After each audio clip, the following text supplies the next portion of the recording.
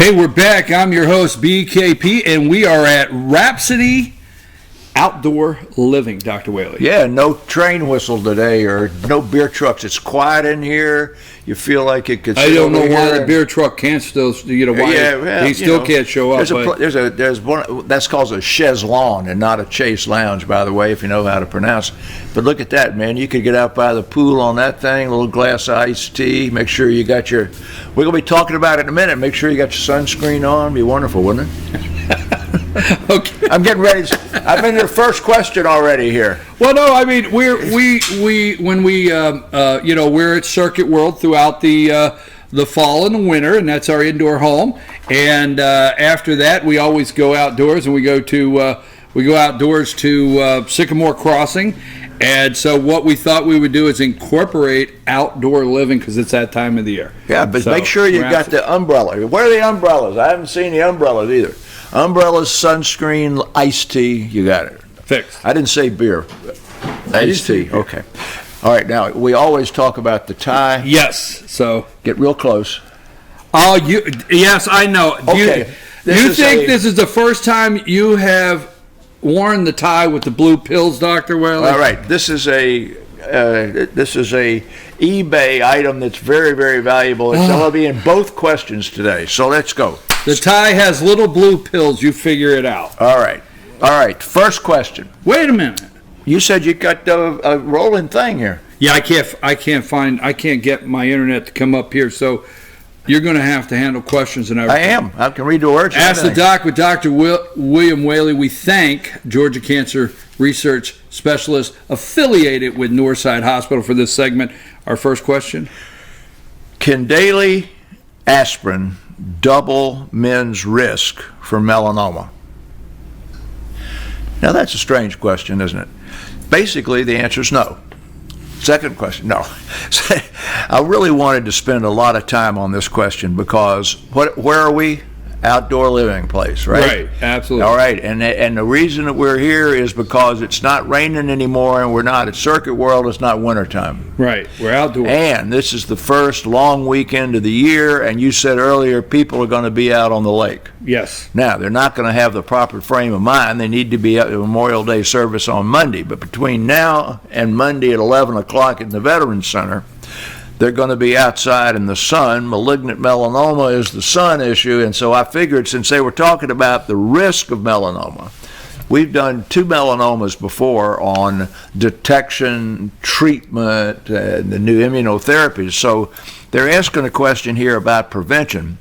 So I thought I'd spend a little bit of time on risks, the risk factors for melanoma, and what you as a parent and you as a consumer can do to protect yourself from melanoma. So let's get that first chart up there that you can't read, but this is really going to you're going to get a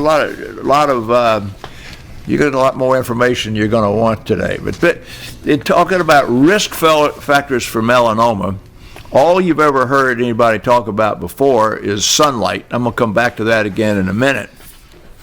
But the sunlight only affects people that are Caucasian.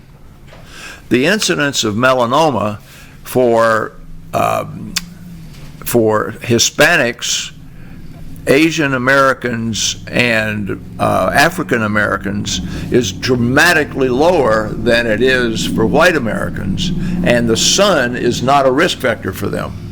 Interesting, right? All right, so here you got 2 big old long pages of risk factors, and the very first one begins with the stuff we've been talking about forever, and that is genes, heredity.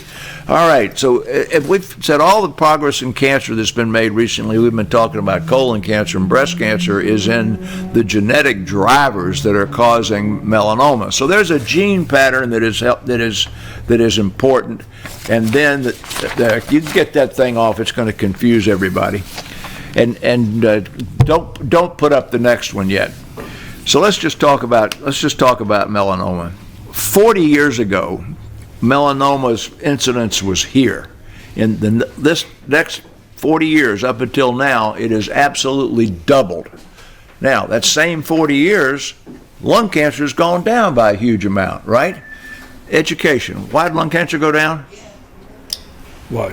Why did lung Smoking. cancer? It's People smoking. stop smoking. Right, Now, smoking. why did melanoma go up? People out in the sun. They got more leisure time, Right. and they're out in the sun. All right. This is now the 5th highest cause of cancer death worldwide. It's gone up everywhere in the world, but it's a much more common disease where the sun exposure is high. So you take the equator, and the closer you get to the equator, above or below the equator, is the highest incidence in the world. And the highest incidence in the world is in Queensland, Australia, in terms of number of cases per population. Now, why in the world would it be Queensland, Australia? Because it's a white English population. They went there as prisoners, way back when. And if Norway or Sweden was close to the equator, they'd have a high incidence. So the highest incidence in the world is in Queensland, Australia. So that gets us to sunlight. Sunlight, they tell you to get polarized lenses so that the sun doesn't hurt your retina. There are 2 wavelengths of sunlight, UVA-A, UVA-B.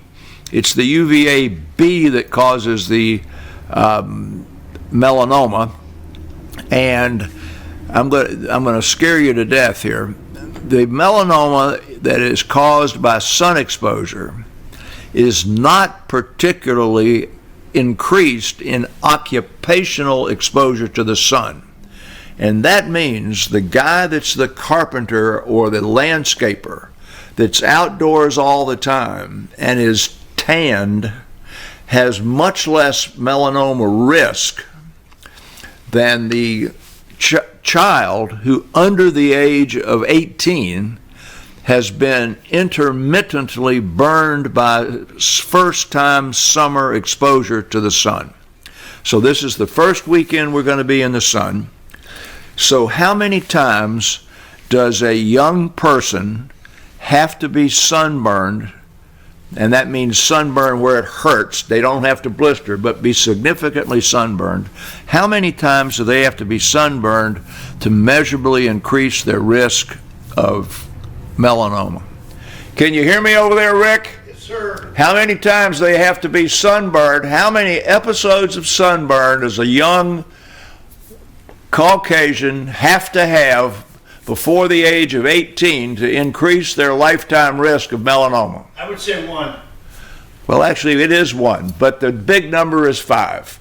So if they've got 1 episode of burning, their risk goes up some. If it's 5, it goes up dramatically. I just want to make sure you understand there's no prize money for these answers.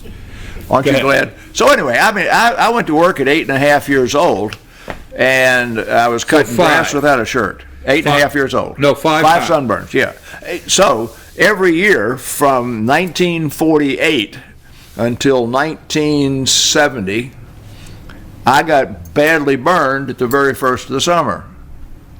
I've had 1 melanoma, and last year I had 7 skin biopsies, and 4 were malignant, and the others were not melanoma. They're the chronic exposures to the sun.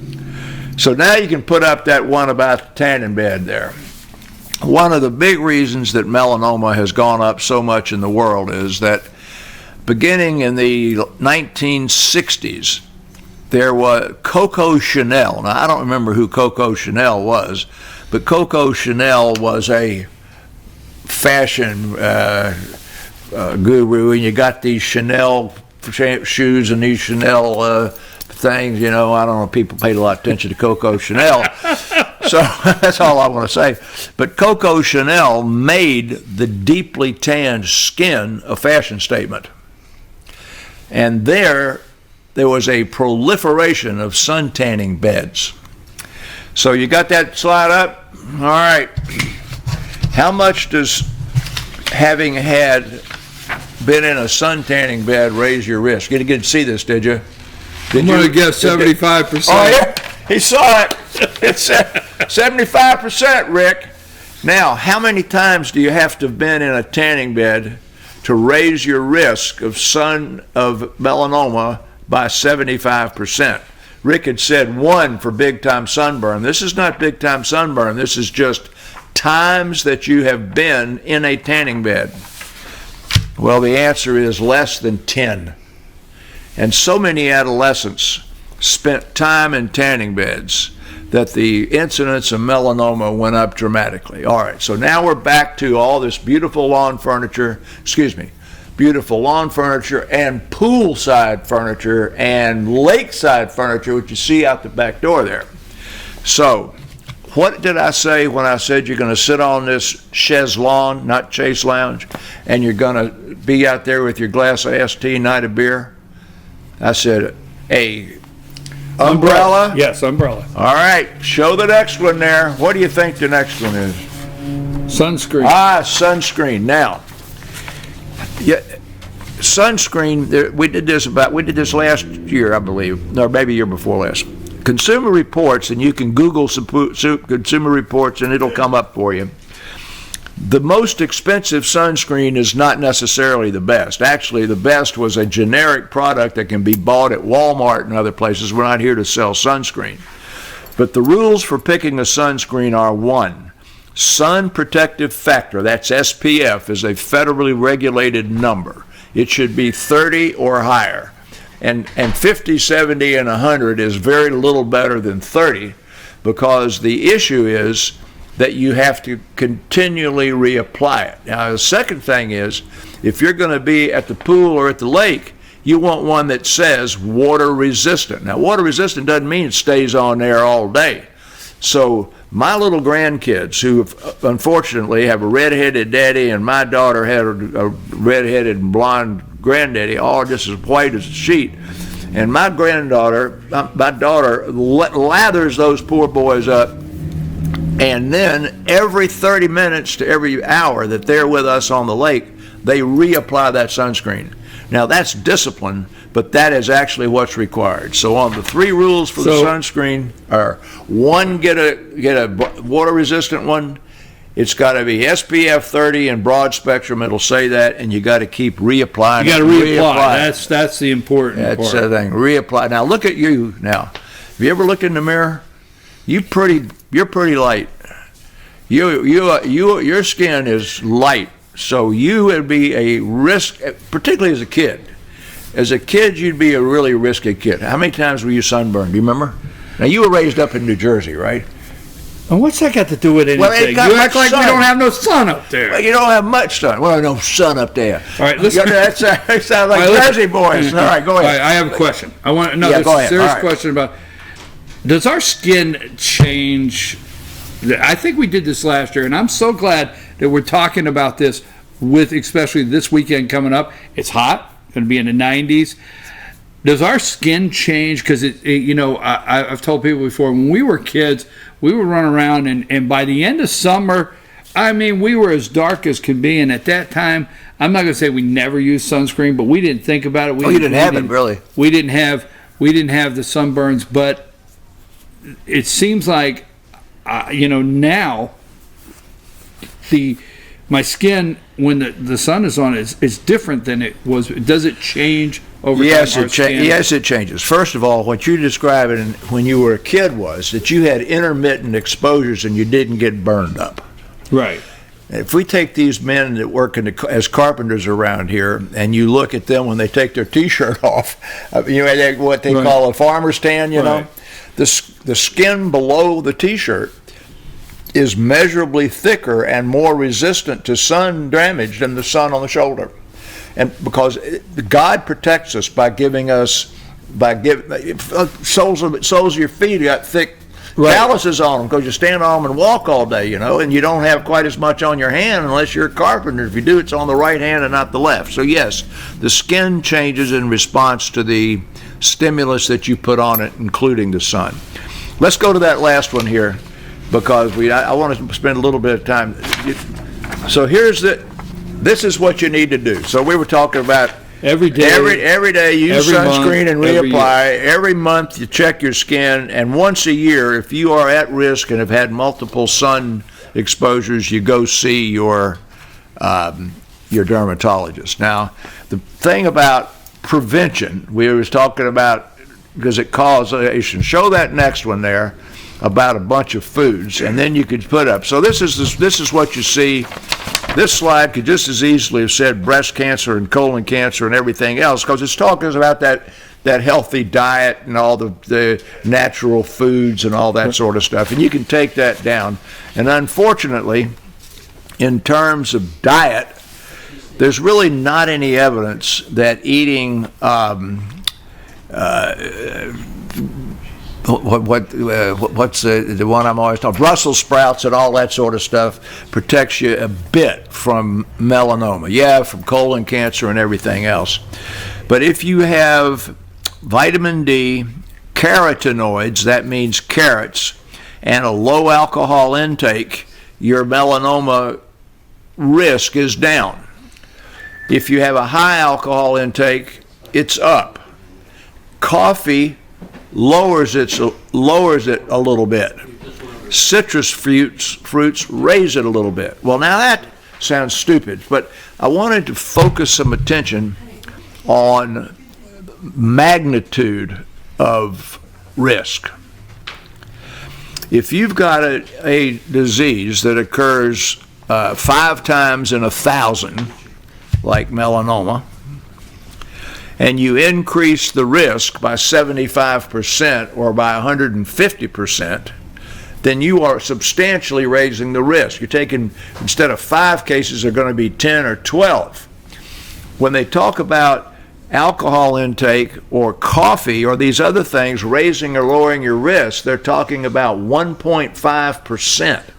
So the risk in this is minimal. And that goes back to a question we had a couple of weeks ago about muscle aches and pains with statin drugs for cholesterol. You remember that one? Mm-hmm. I said, look, cholesterol lowers your chances of statins lower your risk of cardiovascular death by 40% regardless of what group you're in. Normal cholesterol, high cholesterol, already have heart disease. That's 400 cases per 1,000. The chances it's going to make your muscles hurt are 2 per 1,000. So the benefit's 400 and the harm is 2 out of 1,000. So when we're talking about risk here, that the sun exposure, the sunburn and all the risk, that's the 400. When we talk about a cup of coffee or a little less alcohol helping you, it's negligible. So no, I'd forget about the aspirin, which is what the question was asked about. There's not a thing in the world about the vegetables or anything else that's going to help you. And go ahead and drink coffee or don't if you want. It's not going to help you. There. We want to thank Georgia Cancer Research Specialist affiliated with Northside Hospital for this segment. And our second question, Dr. Whaley? Now, I know. We're going to... Oh, wait a minute. The tie. Wait, I forgot. In the raising your risk of melanoma, let me stick with that just 1 second. If you have Parkinson's disease or if you have endometriosis, it raises your risk of melanoma by a tiny amount. Well, you can't do anything about Parkinson's, you've got it. You can't do anything about endometriosis, you've got it. It doesn't raise your risk much anyway. But actually, people who use Viagra 5 or more times a month, it raises their incidence of melanoma by a tiny amount. So that's why I thought the tie was worthwhile for both questions. So The next question says, I am a 54-year-old man and I am suffering from erectile dysfunction. I have seen my doctor and he put me on medications. My question is, could the ED meds cause vision problems? Wait a minute. No. You know, in the future, they're going to have to run these questions by me. I can't just... Okay. It's a serious question. I know it is. All right. So you may remember that for years I used to write a column for Delta's Pilot magazine called Ask the Doctor. So when Viagra was just first issued, the only side effect that they focused any attention on was visual disturbance, in that it can make you see blue, or it can give you some decreased visual acuity. So pilots have to see, right? So I immediately went to the people who did the clinical research, and I mean, I was really, really ahead of the game there. And I said, look, what is the issue with vision? I said, well, this was the first drug of a class. Cialis and bunches of others are there now. But this drug will cause an increase in blood vessels in the nose, and a sizable proportion, 10 or 15%, will have a stuffy nose. It'll cause a flushed face in 10 or 15%. It'll cause some low backache in 10 or 15%. And it'll cause poor vision in 10 or 15%. That'll only last a few minutes. So I got the data together, and the half-life of Viagra is 2 hours. And the usual FAA regulation for taking something that has a half-life, let's say Benadryl, is you have to have 2 or 4 half-lives, depending on what the drug is, before you can fly an airplane taking the drug. So I then went to the federal air surgeon and I said, have you considered Viagra in airline pilots? He said, no. I said, drug hadn't hit the market yet. It's not coming out till next month. I said, yeah, but I'm going to guarantee you pilots are going to want to know about it. Let me tell you, I'm writing a question for the Delta magazine. Let me send you my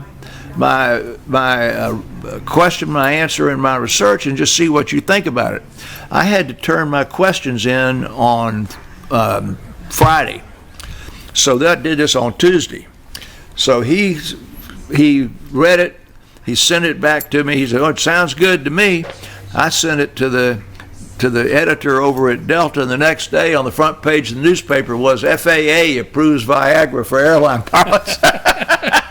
So they approved Viagra for airline pilots 8 hours after use of Viagra. So we'll go back and say yes. Put up that thing now. It can diminish your vision or cause you to have a little bit of blue vision. Well, you're not really going to notice that because you're not in an environment where you're trying to read an eye chart generally. But if you look at the things that Viagra can do to you, look at that. There are 12 of them on this list.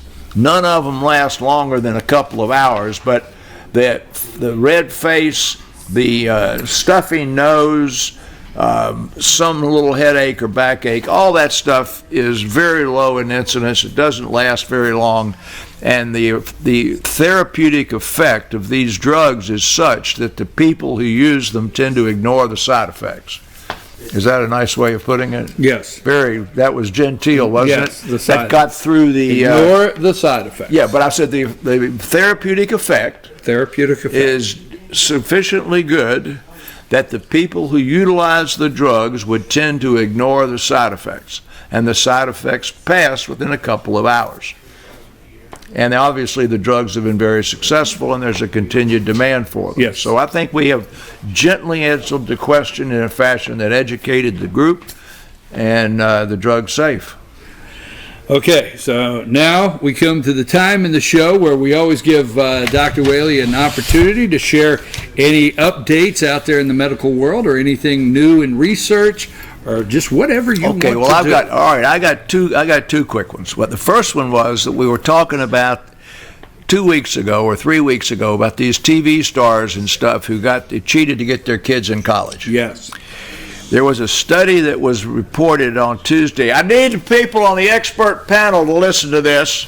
Yeah. The room temperature in a testing room for SAT-type tests is directly associated with performance, and one group of people does better when the testing room is warm, and one group of people, men versus women, does better when the testing room is cool. And the temperatures were 62 degrees at the bottom and 90 degrees at the top. Now, which group does better in the warm room? Men. Absolutely right. Women. Whoa. Not me. Oh, I know that. Okay, so that was an interesting thing. Now, the magnitude of the difference is greater for the women in the warm room than for men in the cool room, although it worked for both. That's because men have a wider range of tolerance. So anyway, that if you go take the SATs and you're a woman, you want to be in a warm room, or man, you want to be in the cool room. Now, I got another one here. I get on my soapbox about these cell phones. We're not on vaping today, we're on cell phones. Rick, how many deaths and serious injuries occurred last year due to taking selfies? How many deaths occurred because people took a selfie? Too many to count. 172. Lots. 259 deaths and thousands of serious injuries. Now, the most famous ones, too, that I think we saw reported, both occurred at the Grand Canyon. One was where the girl was trying to get a picture of a buffalo, and the buffalo wouldn't do anything, and she kept backing up toward the edge of the canyon, going a little bit farther back, and a guy hollered to her, "You're getting too close to the edge." So she turned around and focused to where she was going, and the turning around, the buffalo ran and whacked her in the side. It didn't kill her, by the way. Whacked her in the side, broke her pelvis, and broke her hip. So that would be a serious injury. The one where the kid was taking the picture on the edge. No, just that was an injury. But the other one where they died was also at the Grand Canyon, and that was where somebody was taking a picture and was on a place where they weren't supposed to be, and they kept itching trying to get a better picture down and slipped over the edge of the Grand Canyon and died. So most of these occur when they're hit by automobiles, because they're on the edge of a street or they're trying to get a picture. They step off into the thing, or they step over the curb and fall and whack their head on the ground. So taking a selfie isn't without risk. So you got to be aware of your surroundings. And that was shocking to me. Now, what's the age group of the people who have 90% of these occur in people under the age of 28. So people in our age group aren't doing it. But actually, 40% of the group are adolescents under the age of 18. And 10 years old, 18 years old is the highest risk. Well, just think if you're 28 years old, in 10 years you're 38 years old, and you're at a party one night, and somebody says, how did you get hurt? And they say, I got run over by a buffalo. Right? Taking a selfie. Yeah, taking a selfie. Run over a buffalo would be fine if you were hunting buffalo. Okay. You were a cowboy. Okay. Run over by a buffalo. Folks, this is Ask the Doc with Dr. William Whaley. Now, don't forget, if you have a question for Dr. Whaley, you can send it to info, I-N-F-O, at fetchernews.com. Put in the subject line, Ask the Doc. Dr. Whaley always would like for you, if you would give age, male, female, some details, helps him answer the question. But don't hesitate to send that again, info at fetchernews.com, and put Ask the Doc. Fan mail, too, can go to Chief. Yeah, Chief at Fetcher News. Anyhow, also we will look up on social media. So if you're following us on social media and you see our Ask the Doc logo and you put something in there, we'll pick that up also. We want to thank Georgia Cancer Specialists affiliated with Northside Hospital for this segment, and we're going to see you Monday at 11. Right, at the Veterans Memorial Day service at Veterans Park. Yeah, with my grandkids. With grandkids. Okay. Dr. Whaley, hey, right on the other side, we're at Wrapsody Outdoor Living this morning in Blue Ridge doing the show. And so right on the other side of these short commercials, we're going to meet Amy, the owner. We're going to talk a little bit about the store before we get into the All-Star panel. So take us to break, Ethan.